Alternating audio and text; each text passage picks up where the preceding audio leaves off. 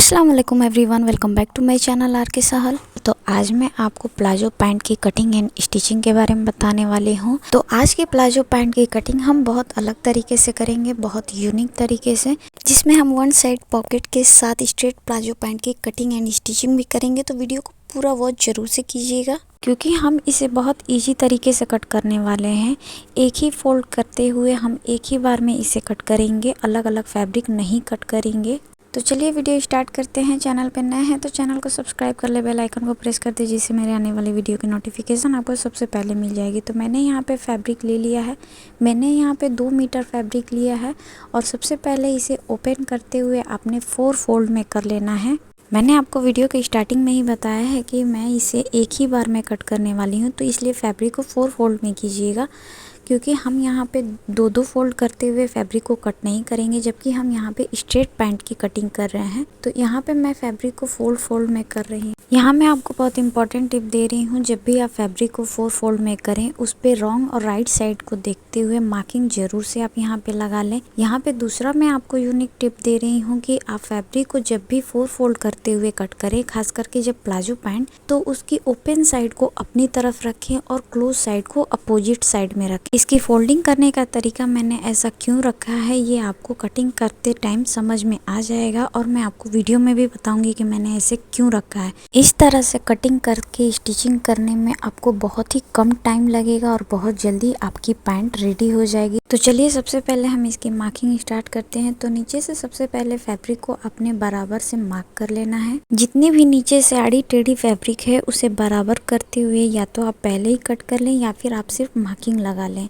नीचे से फैब्रिक को बराबर करने के बाद अब हम मोहड़ी की मार्किंग करेंगे। तो मोहड़ी की चौड़ाई आप जितना लेना चाहें उतना आप ले सकते हैं। मैंने यहाँ पे 1.5 इंच चौड़ी मोहड़ी की मार्किंग लगाई है, जिसे हम फोल्ड करेंगे। तो आपको जितना चौड़ा मोहड़ी फोल्ड करना होगा, आपने उतना चौड़ा फैब्रिक पर मार्किंग लगानी होगी। तो मैंने यहाँ पे 1.5 इंच लगाई है। आप 2 इंच भी लगा सकते हैं, 2.5 इंच भी लगा सकते हैं, पर स्ट्रेट पैंट की मोहड़ी की चौड़ाई आप इतना ही मैक्सिमम रखें तो ज़्यादा अच्छा लगेगा। अब हम लेंथ की मार्किंग लगाएंगे।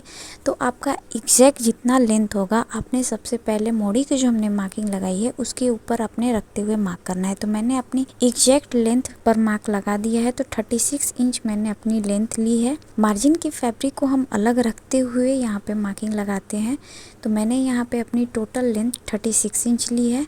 दोनों तरफ से आप मार्क करते हुए ऊपर से लाइन ड्रॉ कर लें। 36 इंच जो हमने मार्क लगाया है वो हमारा कंप्लीट लेंथ है। रेडी करने के बाद हमारा लेंथ 36 ही आना चाहिए। अब इसके बाद जो भी हम मार्किंग लगाएंगे वो मार्किंग हमारी मार्जिन के लिए होगी। तो सबसे पहले मार्किंग लगाने के बाद ऊपर से हम बेल्ट के लिए मार्क करेंगे। तो आप अगर इलास्टिक लगाना चाहते हैं तो आपकी जितनी चौड़ी इलास्टिक होगी उसमें आपने 1/2 इंच मार्जिन जोड़ना है, जिसे हम अंदर की तरफ फोल्ड करते हुए स्टिच करेंगे। तो मैंने यहाँ पे 2 इंच चौड़ी बेल्ट के लिए फैब्रिक लिया है। इसे भी मार्क करते हुए बराबर से लाइन ड्रॉ कर लेंगे। अब यहाँ से बिल्कुल किनारी से आपने 1/2 इंच की चौड़ाई देते हुए यहाँ पे मार्किंग लगा लेनी है। बिल्कुल ऊपर से आपने मार्क करना है। ऊपर से मार्क करते हुए 13.5 इंच की लेंथ लेते हुए आपने इसकी मार्किंग लगानी है।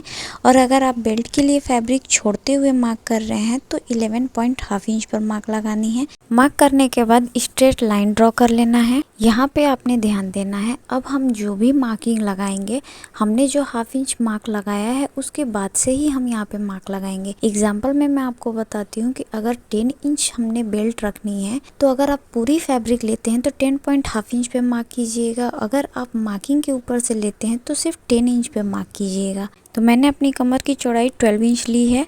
पूरी फैब्रिक को अगर आप लेते हैं तो 12.5 इंच पे मार्क लगाना है। अब आसन के लिए मार्किंग लगाना है। तो आसन की लेंथ मैंने यहाँ पे 11.5 इंच ली है। ऊपर से 2 इंच बेल्ट के लिए छोड़ते हुए 11.5 इंच पे मार्क किया है। यहाँ से भी आपने 12 पॉइंट पर मार्क करते हुए इसकी लाइन ड्रॉ कर लेनी है। आसन की लाइन हमने इस तरह से ड्रॉ कर लेनी है। उसके बाद क्रॉच एरिया के लिए मार्किंग लगाना है। तो क्रॉच एरिया के लिए मैंने यहाँ पे 3 इंच ली है। अगर आपकी बॉडी हैवी है तो यहाँ पे आप क्रॉच एरिया की मार्किंग बढ़ाते हुए लगाएंगे। 3.5 इंच या 4 पॉइंट तक ही आप कर सकते हैं। तो मैंने यहाँ पे 3 पॉइंट करते हुए मार्क लगाया, क्योंकि हम यहाँ पे फैब्रिक को अलग अलग कट नहीं कर रहे हैं। तो आपने यहाँ पे क्रॉस एरिया के लिए 3 इंच बढ़ाते हुए मार्क करना है। तो इस तरह से अगर मेजरिंग टेप को रखते हुए अगर मार्क करते हैं तो आपने 15 इंच पर मार्किंग लगानी है। उसके बाद हम यहाँ से अपने आसन की गोलाई ले लेंगे और जिस तरह से हमने मेजरिंग टेप को रखा है सेम उसी तरह से रखते हुए मेजरिंग टेप को हम इस तरह से हाफ करते हुए इसके सेंटर में मार्क कर लेंगे। तो अगर आप इसे हाफ करते हैं तो 7 पॉइंट हाफ इंच पर आपकी मार्किंग आएगी। तो उसी तरह से नीचे से भी आपने 7 पॉइंट हाफ इंच पर इस तरह से मार्किंग लगा लेनी है। उसके बाद मार्किंग के ऊपर हमने मेजरिंग टेप को रखते हुए उसका भी हाफ करना है। तो 3 पॉइंट हाफ इंच करते हुए हम यहाँ पे मार्किंग लगाएंगे। तो मोहड़ी की चौड़ाई मैं यहाँ पे 7 इंच रख रही हूँ। तो दोनों तरफ से हाफ इंच लगाते हुए आपने 3 पॉइंट हाफ इंच पर मार्किंग लगानी है। आप वीडियो में देख सकते हैं और वीडियो को ध्यान से देखते हुए आपने मार्किंग लगानी है। 3 पॉइंट हाफ इंच करते हुए मैंने दोनों साइड में मार्किंग लगा ली है। उसके बाद हाफ इंच मैंने एक्स्ट्रा मार्जिन लिया है जो हमारी स्टिचिंग में जाएगी। दोनों साइड से मैंने हाफ इंच मार्जिन एक्स्ट्रा ले लिया है जो हमने स्टिच करना है। उसके बाद नीचे से आपने तिरछे में इस तरह से मार्किंग लगानी है। जब हम मोहड़ी को फैब्रिक फोल्ड करते हुए स्टिच करेंगे तो हमारी नीचे से फैब्रिक बराबर आएगी। जब आप इसे स्टिच करेंगे तब आपको पता चलेगा कि इस तरह से कट करने के बाद स्टिच करने से इसकी मोहड़ी की फिनिशिंग कितनी परफेक्ट आती है। तो इसके लिए नीचे से आपने तिरछे में मार्किंग जरूर से लगा लेनी है। अब आपको प्लाजो की स्ट्रेट मार्किंग के लिए इस तरह का एक सेप पट्टी ले लेना है।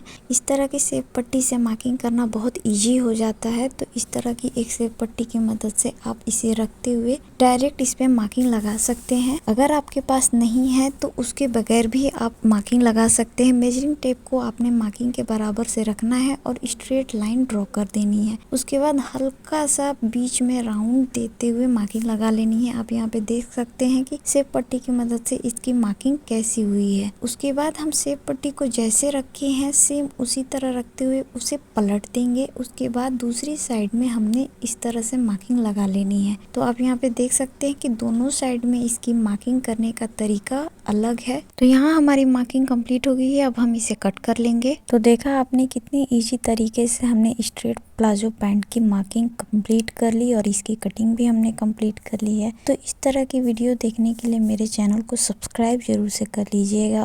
और भी बहुत सारे प्लाजो की वीडियोस मेरे चैनल पे अपलोड हैं। अगर आपने नहीं देखा है तो जाकर उसे आप जरूर देखिए, आपको पसंद आएगा। बहुत ही इजी टिप्स और ट्रिक्स के साथ मैंने बताया हुआ है, तो आप उसे जरूर से देखें। तो यहाँ हमारी कटिंग कंप्लीट हो गई है। तो मैंने आपको वीडियो की स्टार्ट में बताया था कि हमने क्लोज साइड वाली फैब्रिक को अपोजिट साइड में क्यों रखा है। कटिंग करने के बाद आपको समझ में आ गया होगा कि हमारी कटिंग करने के बाद फैब्रिक कितनी चौड़ी निकली है।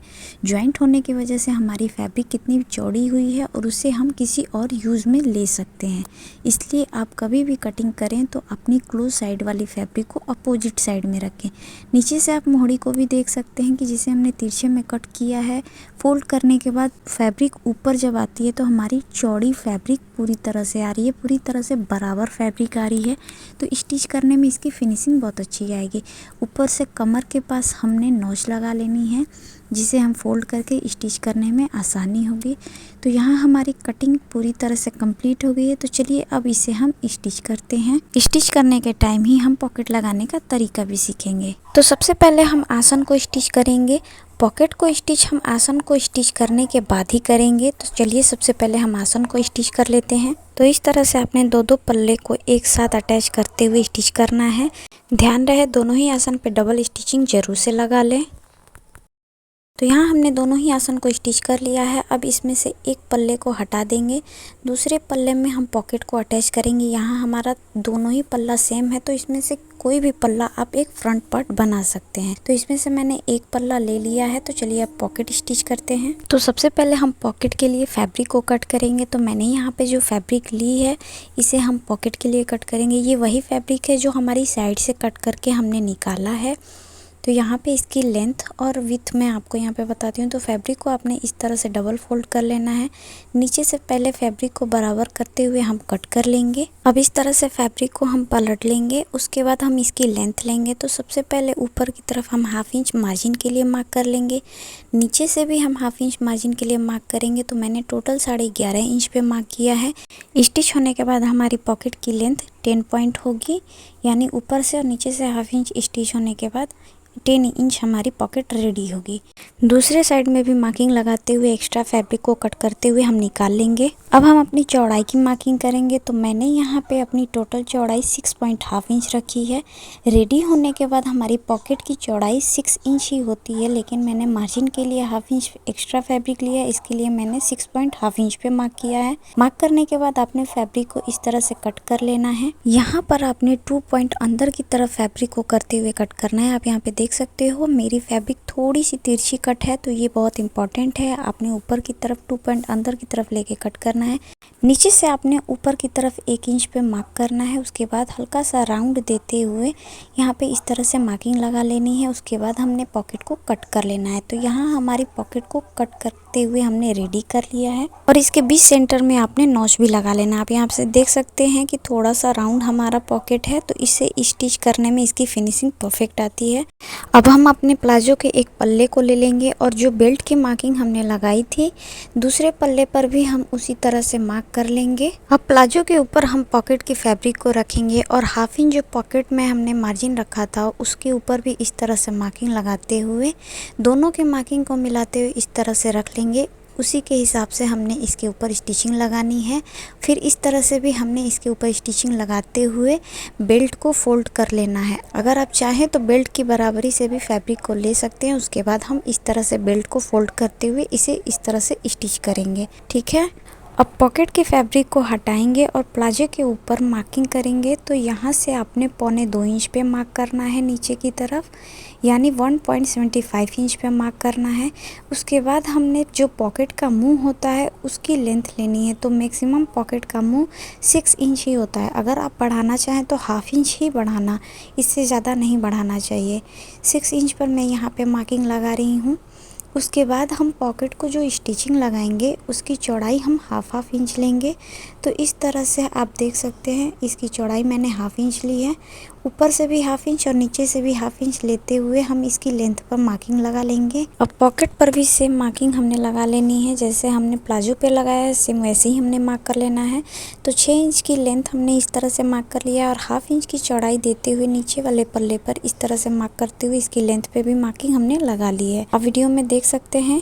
अब प्लाजो के ऊपर भी हमने बराबरी से ऐसे रख लेना है और जिस तरह से हमने इसकी मार्किंग की है उसी के ऊपर हमने एक स्टिचिंग भी लगा लेनी है। तो आप यहाँ पे देख सकते हैं इसकी स्टिचिंग हमने लगा ली है। एक बात का आपने ध्यान रखना है कि हमने पॉकेट को सीधे पल्ले की तरफ रखते हुए स्टिच किया है।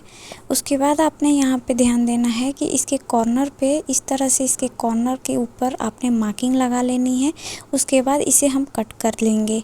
अगर आप मार्क नहीं भी करते हैं तो कोई बात नहीं है, आप ऐसे भी इसे कट कर सकते हैं। इस बात का आप ध्यान रखें कि धागा ना कटे, हमने सिर्फ फैब्रिक के कॉर्नर को कट करना है। आप फैब्रिक को देख सकते हो मैंने किस तरह से कट किया है। अब आप प्लाजो को इस तरह से बराबर से सीधा रख लें। उसके बाद आपने फैब्रिक को पूरी तरह से बराबर से ऐसे रख लेना है और नीचे से हाफ इंच की दूरी देते हुए मार्जिन के लिए फैब्रिक लेते हुए इस तरह से आपने मार्क कर लेना है। उसके बाद आपने इसके ऊपर एक स्टिचिंग लगा लेनी है। स्टिच करने के बाद पॉकेट को हमने इस तरह से सीधा कर लेना है। उसके बाद इस तरह से हमने पॉकेट को पलट लेना है। उसके बाद इसके ऊपर एक और स्टिचिंग हमने लगानी है। हाफ इंच की दूरी देते हुए आपने एक और स्टिचिंग लगा लेनी है। पॉकेट के ऊपर इस तरह से स्टिचिंग लगाने के बाद हम अंदर की तरफ पॉकेट को पलट लेंगे और कॉर्नर के पास जो हमने फैब्रिक को कट किया था उसे हम बाहर की तरफ निकाल लेंगे। बाहर की तरफ निकालने के बाद हमने इसके ऊपर हाफ इंच की दूरी देते हुए स्टिचिंग लगा लेनी है। वीडियो को आप ध्यान से देखिएगा।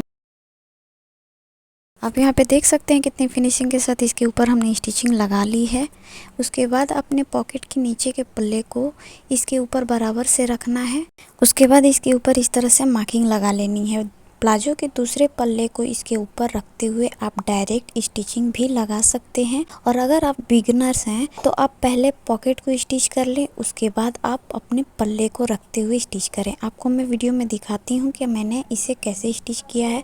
अगर आप बिगिनर्स हैं तो आप ऐसे ही स्टिचिंग करें। आप यहाँ पे देख सकते हैं इस तरह से स्टिच करने के बाद हमारी पॉकेट पूरी तरह से रेडी हो चुकी है। अब हम दूसरे पल्ले को इसके ऊपर रखते हुए स्टिच करेंगे।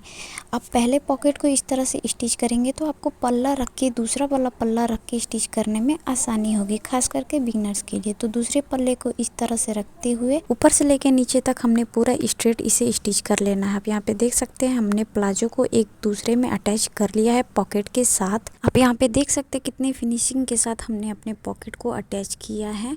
अब दूसरे पल्ले को भी हम इस तरह से स्टिच कर लेंगे, पूरा ऊपर से लेके नीचे तक स्ट्रेट स्टिचिंग लगा लेनी है। इसे हम प्लाजो को ओपन करेंगे, उसके बाद इसके जॉइंट के ऊपर एक स्टिचिंग लगा लेंगे।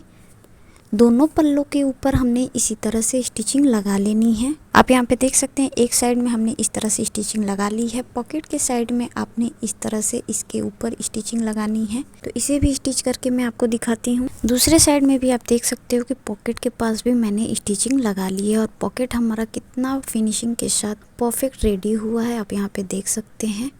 अब मोहड़ी को स्टिच करेंगे तो जिस पे हमने मार्क किया था वहाँ पे अपने नॉच लगा लेना है, उतने ही अकॉर्डिंग पे आपने इसे अंदर की तरफ फोल्ड करना है। तो एक बार हमने इस तरह से फोल्ड कर लिया, उसके बाद आपने 1/2 इंच यहाँ से फोल्ड करते हुए इसके ऊपर स्टिचिंग लगा लेनी है। फोल्ड करके स्टिच करने के बाद 1/2 इंच की दूरी देते हुए एक और स्टिचिंग इसके ऊपर लगा लेनी है और इसी तरह से हमने दूसरे साइड की मोहड़ी को भी स्टिच करके रेडी कर लेना है। तो यहाँ आप देख सकते हैं हमने दोनों ही मोहड़ी को स्टिच करके रेडी कर लिया है। तो अब हम इसकी साइड की फिटिंग लेंगे। तो हमने अपनी मोहड़ी की चौड़ाई 7 इंच रखी थी, तो दोनों ही मोहड़ी पर हम 7 इंच पर मार्क करते हुए इसके साइडों में हमने फिटिंग लगा लेनी है। तो आप यहाँ पे देख सकते हैं इसके साइडों में भी हमने फिटिंग लगा ली है। बहुत ही फिनिशिंग के साथ इसके साइडों में हमने फिटिंग लगाई है और इसके ऊपर आपने डबल स्टिचिंग जरूर से लगा लेनी है। उसके बाद हम इसे सीधा कर लेंगे। प्लाजो को सीधा करने के बाद इस तरह से पॉकेट के ऊपर हमने 2 इंच लेते हुए मार्क कर लेना है। ये हमने 2 इंच अपनी बेल्ट की मार्किंग की है, जो हमने 2 इंच बेल्ट को फोल्ड करना है। तो हमने यहाँ पे पॉकेट के ऊपर इस तरह से मार्क करते हुए इसे स्टिच कर लेना है, जिससे हमारी पॉकेट की फैब्रिक इधर उधर नहीं हो। अब हम अपने बेल्ट को स्टिच करेंगे। तो इस तरह से हमने अपने बेल्ट को फोल्ड करते हुए 1/2 इंच अंदर की तरफ फोल्ड करते हुए इसके ऊपर एक स्टिचिंग लगा लेनी है। तो इस तरह से हमने बेल्ट को स्टिच कर लिया है। आप यहाँ पे देख सकते हैं बेल्ट को स्टिच करते टाइम आपने 2 इंच गैप रखना है, जिससे हम इलास्टिक को अंदर की तरफ लगा सकें। तो अब हम अपने बेल्ट में इलास्टिक को लगाएंगे। तो इलास्टिक लगाने का तरीका मैं आपको यहाँ पे बताती हूँ कि सबसे पहले आप अपने बेल्ट की मेजरमेंट लेंगे। तो मेरी बेल्ट की चौड़ाई यहाँ पे 23 इंच आ रही है, तो आप इलास्टिक में 3 इंच ऐड करते हुए इलास्टिक को कट करेंगे, यानी 26 इंच पर मैंने इलास्टिक को कट किया है। अब इलास्टिक को हम अपने बेल्ट में अंदर की तरफ लगा लेंगे। इलास्टिक लगाने के बाद इसे एक दूसरे के ऊपर रखते हुए इस तरह से ज्वाइंट कर लेंगे। 2 से 3 बार आपने इसके ऊपर स्टिचिंग लगा लेनी है। स्टिच करने के बाद अंदर की तरफ इसे हम कर लेंगे। उसके बाद जितना हमने फैब्रिक छोड़ा था उस फैब्रिक को हम इस तरह से स्टिच कर लेंगे। अब बेल्ट के ऊपर एक और स्टिचिंग हम लगा लेंगे, जो बीच सेंटर में आपने लगाना है, जिससे हमारी इलास्टिक पलटती नहीं है। बेल्ट के ऊपर स्टिच करते टाइम पीछे की तरफ आपने खींचते हुए इसे स्टिच करना है। तो यहाँ इलास्टिक लगाने के बाद हमारी प्लाजो पैंट पूरी तरह से रेडी हो चुकी है। तो आप यहाँ पे देख सकते हैं हमने आज स्ट्रेट प्लाजो पैंट की कटिंग एंड स्टिचिंग कंप्लीट कर ली, वो भी इतनी इजी तरीके से। एक ही साथ हमने इसके चारों पल्लों को कट किया है। तो आज का मेरा ये वीडियो आपको कैसा लगा मुझे कमेंट करके ज़रूर बताइएगा। वीडियो पसंद आए तो इसे लाइक और शेयर और चैनल को सब्सक्राइब ज़रूर से कर लीजिएगा। Thank you for watching. अल्लाह हाफिज़।